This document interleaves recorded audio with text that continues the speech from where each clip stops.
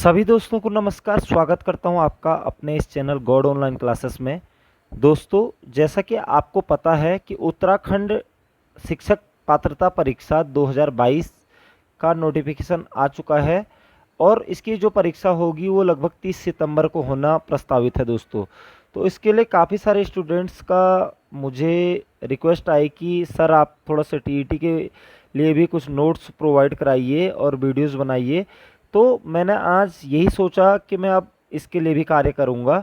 Actually मैं GS के लिए तो कार्य करता ही हूँ, साथ ही साथ मैं उत्तराखंड शिक्षक पात्रता परीक्षा यानी कि यूटेट और ये चीज़ आपका दोस्तों सीटेट एग्ज़ाम के लिए भी कार्य करेगा। तो जो मैं आज आपके सामने वीडियो लेके आया हूँ दोस्तों, वो लेके आया हूँ बाल मनोविज्ञान यानी कि चाइल्ड साइकोलॉजी, चाइल्ड पेडागोजी भी आप कह सकते हैं दोस्तों। तो बढ़ते हैं दोस्तों, मैं आज आपके सामने बहुत ही इजी क्वेश्चन लेके आया हूँ। अगर आप इन क्वेश्चनों में से 25 क्वेश्चन तक का जवाब देते हैं, यानी कि अपने माइंड में अगर 25 क्वेश्चन भी आपको आते हैं तो इट मीन्स आप कुछ सही दिशा में जा रहे हैं। और अगर उसके नीचे अगर आपके क्वेश्चन का आंसर आपको पता है दोस्तों, तो क्योंकि मैं सरल से कठिन की ओर बढ़ूंगा, तो दोस्तों आपको ये आइडिया लगाना है कि 25 मार्क्स से अगर आपके कम आते हैं तो ये मान के चलिए कि आपको अत्यधिक तैयारी की ज़रूरत है। तो बढ़ते हैं दोस्तों आज के पहले क्वेश्चन की ओर।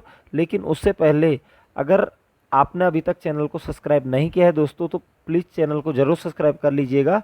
तो बढ़ते हैं आज के पहले क्वेश्चन की ओर।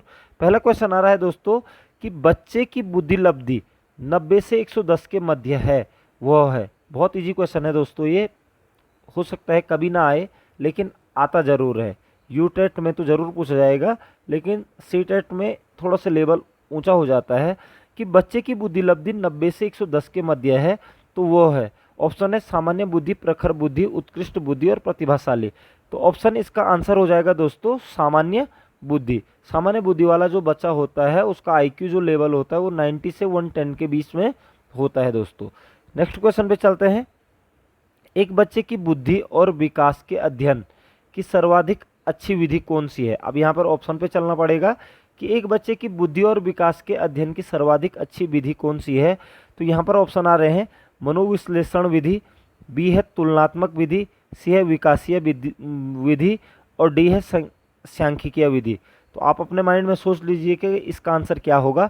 तो दोस्तों इसका आंसर जो सही होगा कि बच्चे की वृद्धि और विकास के अध्ययन की सर्वाधिक अच्छी विधि जो होती है वो होती है ऑप्शन नंबर सी, विकासीय विधि। विकासीय विधि के द्वारा हम वृद्धि और विकास के अध्ययन को अच्छे तरीके से कर सकते हैं दोस्तों।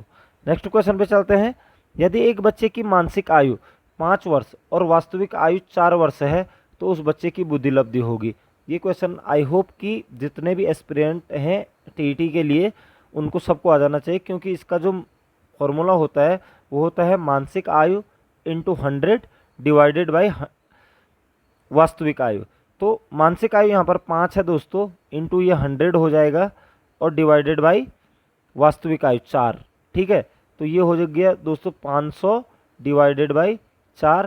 तो 4 से अगर 5 को काटेंगे एक बार कट गया दोस्तों और एक बच जाएगा, 10 हो गया, 4 दूना 8 और 2 बच गया, 4 पंजे 20। तो 125 इसका आंसर आ गया।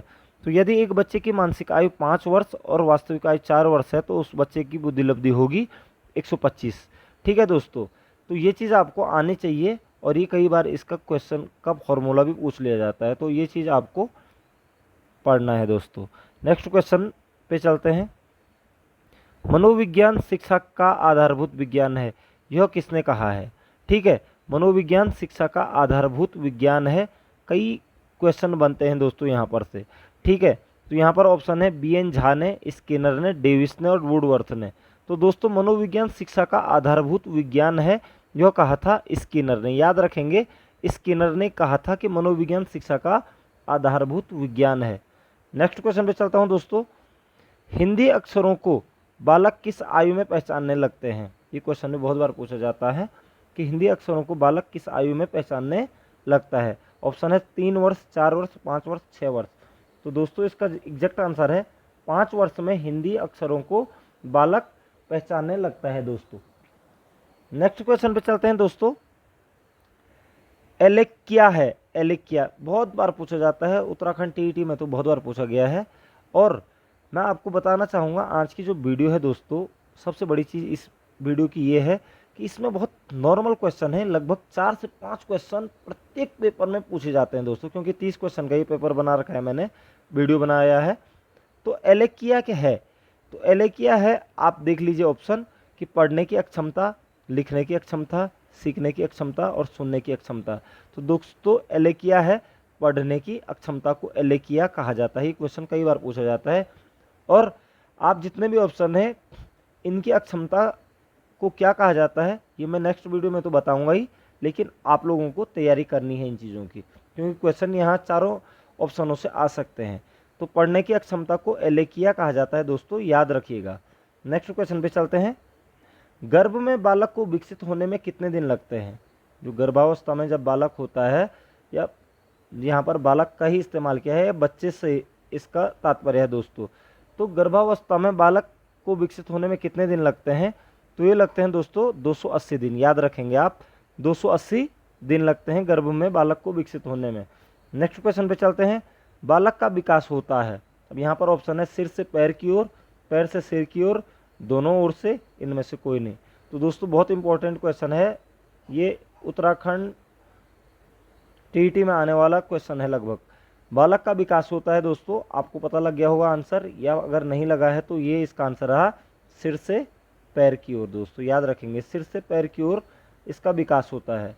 नेक्स्ट क्वेश्चन पे चलते हैं। गर्भधान काल की अवस्था नहीं है। गर्भधान काल की अवस्था नहीं है, यानी कि जब बच्चा माँ के पेट में होता है तो कौन सी अवस्था नहीं है? शैशवावस्था, डिम्ब, बीजकरण और भ्रूणावस्था। तो दोस्तों डिम्ब, बीजकरण और भ्रूणावस्था ये गर्भाधान की अवस्थाएं होती हैं, लेकिन शैशवावस्था जब बालक का जन्म हो जाता है उसके बाद स्टार्ट होती है। तो इसका आंसर ये हो जाएगा, शैशवावस्था गर्भधान काल की अवस्था नहीं है दोस्तों। ये चीज़ आप क्लियर कर लेंगे। नेक्स्ट क्वेश्चन पे चलते हैं। गर्भ में सर्वप्रथम निर्माण होता है, जब गर्भ में बच्चा होता है तो उसमें सर्वप्रथम किस चीज़ का, यानी कि किस अंग का निर्माण सबसे पहले बच्चे का होता है? तो वो है, ऑप्शन है पैर, सिर, धड़ और सभी का। नहीं दोस्तों, सबसे पहले जो निर्माण होता है दोस्तों वो होता है सिर का, याद रखेंगे, सिर का सबसे पहले गर्भ में निर्माण होता है। नेक्स्ट क्वेश्चन पे चलते हैं। जन्म के समय शिशु में कितनी हड्डियां होती हैं? ये क्वेश्चन जीके का क्वेश्चन है, तो आपको पता होना चाहिए। जन्म के समय शिशु में 270 हड्डियां होती हैं दोस्तों। नेक्स्ट क्वेश्चन पे चलते हैं। बालक अपनी माँ को पहचानना प्रारंभ कर देता है, तो ये क्वेश्चन का जवाब भी आपके पास होना चाहिए। बालक अपनी माँ को जो पहचानने का जो समय होता है दोस्तों वो होता है 3 माह। 3 माह में बच्चा अपनी माँ को पहचानना शुरू कर देता है दोस्तों। नेक्स्ट क्वेश्चन है। बालक के जन्म के समय शिशु के मस्तिष्क का भार होता है, ये भी जीके का क्वेश्चन है दोस्तों, और उत्तराखंड टीईटी में पूछा जाने वाला क्वेश्चन है। बालक के जन्म के समय शिशु के मस्तिष्क का जो भार होता है वो होता है दोस्तों 350 ग्राम, याद रखेंगे, 350 ग्राम। नेक्स्ट क्वेश्चन है। भारत में बाल विकास की शुरुआत, यानी कि चाइल्ड पेडागोजी की जो शुरुआत हुई भारत में, यानी कि भारत में बाल विकास एक सब्जेक्ट के रूप में कब से जाना जाने लगा? तो इसका आंसर है दोस्तों 1930 ईस्वी में, 1930 ईस्वी में भारत में बाल विकास एक सब्जेक्ट के रूप में जाने लगा दोस्तों। नेक्स्ट क्वेश्चन पे चलूँगा। विकास व्यक्ति में नवीन विशेषताएं और योग्यताएं प्रस्फुटित करता है, यह कथन किसका है? दोस्तों एक बार फिर से सुन लीजिएगा। विकास व्यक्ति में नवीन विशेषताएं और योग्यताएं प्रस्फुटित करता है, यह कथन किसका है? तो ऑप्शन है हरलॉक, जेम्स ड्रेवर, मैकडूगल और मुनरो। तो दोस्तों इसका जो आंसर हो जाएगा कि विकास व्यक्ति में नवीन विशेषताएं और योग्यताएं प्रस्फुटित करता है, यह कथन किसका है? तो यह हरलॉक का कथन है दोस्तों। हरलॉक को आप पढ़ेंगे तो वहाँ इस चीज़ को जरूर पढ़ेंगे कि विकास व्यक्ति में नवीन विशेषताएं और योग्यताएं प्रस्फुटित करता है दोस्तों, याद रखेंगे हरलॉक। नेक्स्ट क्वेश्चन पे चलते हैं दोस्तों। किशोरावस्था एक नया जन्म है, इसमें उच्चतर और श्रेष्ठतर मानव विशेषताओं का जन्म होता है, यह कथन किसका है? तो दोस्तों ये चीज़ आपको क्लियर करना है कि किशोरावस्था एक नया जन्म है, इसमें उच्चतर और श्रेष्ठतर मानव विशेषताओं का जन्म होता है, यह कथन किसका है? तो दोस्तों ये कथन है स्टैनली हॉल का। याद रखेंगे, एक क्वेश्चन जरूर पूछा जाएगा कथनों से। तो किशोरावस्था एक नया जन्म है, इसमें उच्चतर और श्रेष्ठतर मानव विशेषताओं का जन्म होता है। यह कथन है स्टैनली हॉल का, और आप इसको नोट डाउन करेंगे दोस्तों, क्योंकि इंपॉर्टेंट है, क्योंकि अब कथन भी आने लग गए हैं आपके सामने। तो इसको आप नोट डाउन करेंगे और बार बार पढ़ेंगे तो आपको याद हो जाएगा। ठीक है दोस्तों, नेक्स्ट क्वेश्चन पे चलता हूँ। मानसिक विकास का संबंध नहीं है, यहाँ पर पूछा जा रहा नहीं है। ठीक है दोस्तों, तो मानसिक विकास का संबंध नहीं है। ऑप्शन है शिक्षार्थी का वजन एवं ऊंचाई, तर्क एवं निर्णय, स्मृति और विकास और अवबोध की क्षमता। दोस्तों, तर्क एवं निर्माण, स्मृति का विकास और अवबोध की क्षमता, ये मानसिक विकास से संबंध रखते हैं। लेकिन शिक्षार्थी का जो वजन और ऊंचाई है, ये शारीरिक विकास से संबंध रखता है, इसलिए इसका आंसर ये हो जाएगा। शिक्षार्थी का वजन एवं ऊंचाई मानसिक विकास से कोई संबंध नहीं रखते हैं दोस्तों, याद रखेंगे। नेक्स्ट क्वेश्चन पे चलते हैं। किशोरावस्था की प्रमुख समस्या है, यहाँ पर समस्या पूछी गई है दोस्तों कि किशोरावस्था में सबसे बड़ी समस्या क्या होती है।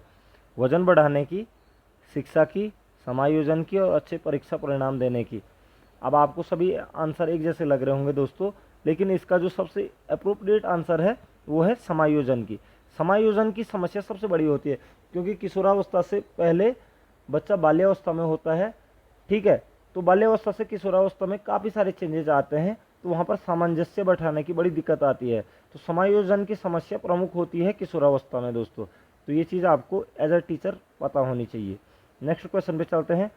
किशोरावस्था बड़े संघर्ष, तूफान और विरोध की अवस्था है, यह कथन है। फिर कथन आ गया दोस्तों, कथन देख लीजिए दोस्तों कि किशोरावस्था बड़े संघर्ष, तूफान और विरोध की अवस्था है। यह कथन किसका है? स्किनर, स्टैनली हॉल का, E.A. किलपैट्रिक का और थर्नडाइक का। तो दोस्तों यहाँ पर इसका जो आंसर किशोरावस्था से रिलेटेड जो भी ज़्यादा कथन दिए हैं वो स्टैनली हॉल ने दिए हैं दोस्तों, याद रखेंगे आप तो आपको याद हो जाएगा। तो किशोरावस्था बड़े संघर्ष, तूफान और विरोध की अवस्था है, यह कथन स्टैनली हॉल का है दोस्तों। नेक्स्ट क्वेश्चन पे चलेंगे। जीन पियाजे के अनुसार संज्ञानात्मक विकास की अवस्थाएं हैं। तो जीन पियाजे अगर आप नहीं पढ़ते हो दोस्तों तो आप टीईटी और यूटीईटी नहीं निकाल सकते हो, क्योंकि 4 से 5 क्वेश्चन यहाँ पर जरूर आते हैं जीन पियाजे से। अगली वीडियोज़ में मैं जरूर डिस्कशन करूँगा जीन पियाजे के ऊपर, लेकिन यहाँ पर क्वेश्चन है कि जीन पियाजे के अनुसार संज्ञानात्मक विकास, ये याद रख लीजिएगा कि संज्ञानात्मक विकास की कितनी अवस्थाएं हैं। तो संज्ञानात्मक विकास की 4 अवस्थाएं हैं दोस्तों जीन पियाजे के अनुसार, याद रखेंगे आप। नेक्स्ट क्वेश्चन पे चलते हैं। मानसिक विकास को प्रभावित करने वाला कारक नहीं है। मानसिक विकास की बात कर रहा है, अभी शारीरिक विकास नहीं है, ये मानसिक विकास की बात कर रहा है कि मानसिक विकास को प्रभावित क्या करता है। परिवार का वातावरण, धार्मिक वातावरण, परिवार की सामाजिक स्थिति और परिवार की आर्थिक स्थिति। देखिए दोस्तों, परिवार से आदमी परेशान रहता जरूर है, तो 3 ये हो गया, ये हो गया, ये हो गया, इनसे तो प्रभावित रहता ही है। तो एक डिफरेंट लग रहा है धार्मिक वातावरण, तो मानसिक विकास को प्रभावित नहीं जो करता है वो है धार्मिक वातावरण, मानसिक विकास को प्रभावित नहीं करता है। चाहे किसी भी धर्म का हो आदमी, वो अपने धर्म के प्रति एक आस्था रखता है और उससे उसको एक एनर्जी जरूर मिलती है। तो धार्मिक वातावरण मानसिक विकास को कभी भी प्रभावित नहीं करता है दोस्तों। नेक्स्ट क्वेश्चन पे चलेंगे।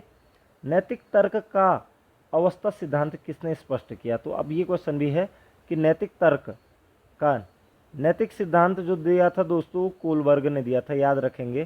ठीक है, नैतिकता से संबंध ज़्यादातर क्वेश्चन कोलबर्ग के ही हैं, तो आप याद रखेंगे। तो नैतिक तर्क का अवस्था सिद्धांत किसने स्पष्ट किया? तो आप कहेंगे कोलबर्ग ने दोस्तों, कोहलबर्ग। नेक्स्ट क्वेश्चन है। सूर्य बच्चे के साथ साथ चलता है, आप भी चलते होंगे तो उस समय लगता है कि सूर्य आपके साथ साथ चल रहा है, उसके मुड़ने का अनुकरण करता है और बच्चे की बात सुनता है, लगता है ऐसा। यह कथन बालक की किस लक्षण की ओर इंगित करता है? ठीक है, तो दोस्तों स्किनर ने इसके ऊपर बहुत बड़ी बात कही थी कि सूर्य बच्चे के साथ साथ चलता है, उसके मुड़ने का अनुकरण करता है और बच्चे की बात सुनता है। यह कथन बालक की किस लक्षण की ओर इंगित करता है? यहाँ पर ऑप्शन है पराहम केंद्रीयता, सी है सजीव चिंतन और वस्तु स्थिरतर्य। तो इसका जो एग्जैक्ट आंसर हो जाए सजीव चिंतन। बच्चा उस समय सजीव चिंतन कर रहा होता है क्योंकि वो अपनी परछाई देखता है दोस्तों, इसलिए लगता है कि सूर्य बच्चे के साथ बात कर रहा है, उसके साथ चल रहा है और उसके मुड़ने का अनुकरण कर रहा है। ठीक है दोस्तों, तो सजीव चिंतन होगा यहाँ पर। नेक्स्ट क्वेश्चन पे चलते हैं दोस्तों। अब बायोग्राफिकल स्केच ऑफ इन्फेंट किसने लिखी है? दोस्तों बहुत इंपॉर्टेंट क्वेश्चन है, 2500 बार पूछा जाता है। अगर बायो के छात्र हो आप तो आपको ये पता भी होना चाहिए। तो अब बायोग्राफिकल स्केच ऑफ इन्फेंट याद रखेंगे तो इसका जो एग्जैक्ट आंसर है दोस्तों वो है डार्विन। डार्विन ने लिखा है अब बायोग्राफिकल स्केच ऑफ इन्फेंट। आप अपनी कॉपी में जरूर नोट डाउन कर लीजिएगा, इंपॉर्टेंट क्वेश्चन है दोस्तों ये उत्तराखंड टीईटी के पर्पज से। यद्यपि सीटेट में भी पूछे जाते हैं कई बार क्वेश्चन, क्योंकि 3 या 4 क्वेश्चन होते हैं जनरल नॉलेज, और आज मैं आपका जनरल नॉलेज टेस्ट ही ले रहा हूँ क्योंकि ये मेरी पहली वीडियो है दोस्तों आपके सामने। नेक्स्ट क्वेश्चन पे चलेंगे। विकास में वृद्धि से तात्पर्य है, विकास में वृद्धि से तात्पर्य है ज्ञान में वृद्धि, संवेग में वृद्धि, वजन में वृद्धि, आकार, सोच, समझ, कौशलों में वृद्धि। तो दोस्तों आपको एग्जैक्टली लग रहा होगा कि विकास का मतलब एक तो आकार होता है, सोच होता है और समझ होती है, तीनों चीज़ें आती हैं और कौशल उसके साथ साथ ऑटोमेटिक ही आ जाते हैं। तो आकार, सोच, समझ और कौशलों में जब वृद्धि होगी तो विकास में वृद्धि समझी जाएगी दोस्तों। तो ये इसका आंसर हो जाएगा दोस्तों। नेक्स्ट क्वेश्चन पे चलेंगे दोस्तों। तनाव तथा क्रोध की अवस्था है, बहुत इंपॉर्टेंट क्वेश्चन है दोस्तों ये उत्तराखंड टीईटी की दृष्टि से फिर से कह रहा हूँ। तनाव तथा और क्रोध की अवस्था है तो वो है आपका सबसे ज़्यादा तनाव और क्रोध जब आता है वो होता है किशोरावस्था में। याद रखेंगे किशोरावस्था में तनाव और क्रोध की अवस्था सर्वाधिक होती है। नेक्स्ट क्वेश्चन है निम्न में से कौन सा कथन सत्य है? अब सत्य है तो क्वेश्चन स्टेटमेंट पढ़ने पड़ेंगे। लड़के अधिक बुद्धिमान होते हैं, लड़कियां अधिक बुद्धिमान होती हैं, बुद्धि का लिंग से कोई संबंध नहीं है, सामान्यतः तो लड़के लड़कियों से अधिक बुद्धिमान होते हैं। देखो जेंडर में गैप करना दोस्तों बहुत बड़ी एक कुरीति है। लड़के भी अच्छे होते हैं, लड़कियां भी अच्छी होती हैं, डिपेंड करता है उनके खान पान, वातावरण, वंशानुक्रम पे। तो दोस्तों निम्न में से कौन सा कथन सही होगा कि बुद्धि का लिंग से कोई संबंध नहीं होता है, ये आंसर इसका हो जाएगा। याद रखिएगा आप भी सोच रहे होंगे कि क्या क्वेश्चन है, तो ये चीज़ क्लियर रख लीजिएगा कि बुद्धि का लिंग से कोई भी संबंध नहीं होता है। जो हमारा जो नॉलेज होता है उसका जेंडर से कोई भी रिलेशन नहीं होता है। लड़कियां भी बुद्धिमान हो सकती हैं, लड़के भी बुद्धिमान हो सकते हैं, ठीक है। और लड़के लड़कियों में कंपैरिजन करना तो छोड़ दीजिए आप, ठीक है। नेक्स्ट क्वेश्चन पे चलेंगे। परामर्श का उद्देश्य है, परामर्श बच्चे को समझना, बच्चे की कमियों के कारण का पता करना और बच्चे को समायोजन में सहायता करना, ये तीनों दोस्तों परामर्श का उद्देश्य है। उपरोक्त सभी इसका आंसर हो जाएगा। नेक्स्ट क्वेश्चन पे चलूँगा दोस्तों। एक अच्छा अध्यापक विद्यार्थी के मध्य बढ़ावा देता है।